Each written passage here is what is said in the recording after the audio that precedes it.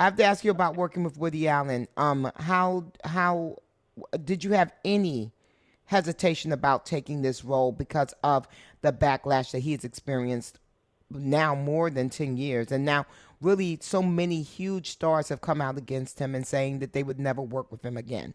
Did you have any hesitation about taking this role?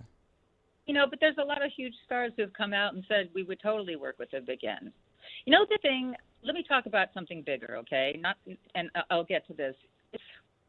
I think the bigger problem is everyone's so scared to say what they think, and not just in this instance, in anything political. Anytime, it's like with social media, it makes me nervous to say anything because people pick it apart and they'll take the most sensational thing, and then they don't really care about the people. They just want clickbait, Yeah. and it's become so hateful and divisive.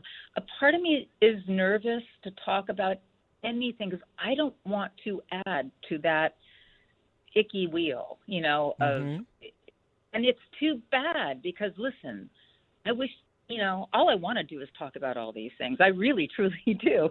It's like if we had, an hour or 2 hours, I would love to, and I know a lot of other people would too, but everyone's so nervous right now. I feel like, you say the wrong thing, or you could even say the right thing and they can misconstrue it as the wrong thing, and then everyone's pointing their finger at you. It's a very weird, icky time, I remember when I was just becoming an actress, when I was interested and when I was younger, and I remember reading The Crucible.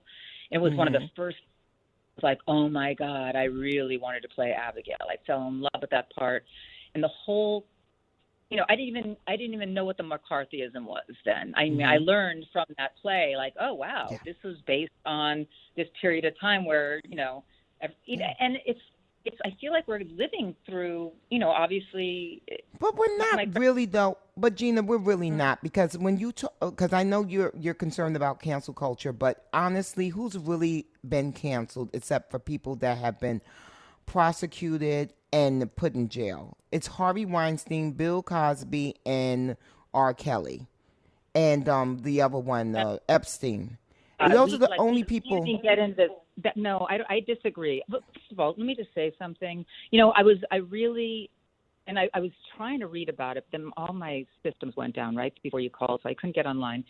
But I don't really believe in cancel culture, period. I think, I love the way Neil Young and Joni Mitchell, right? They didn't like what was going on with some of the other people at Spotify. So they're like, you know what, we're not going to be here anymore. And they just pulled out. They didn't cancel anyone. They're, and the thing is, if you don't want to watch a movie, if you don't want to see someone's art, if you don't want to listen to their music, just don't. Why must we cancel? It'll cancel on its own if enough people are like, we don't want to do this.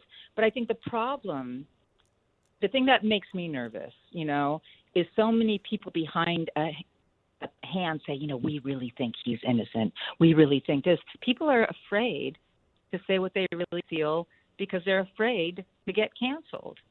And that's just the truth. That's the truth right now. And that's a shame. I thought America was supposed to be free, but I don't know. It doesn't feel during this whole time, instead of saying, yay, I'm in a Woody Allen movie, I get to do this, I feel like I've been walking around landmines. You know what I mean? It's been very tense. No, you have.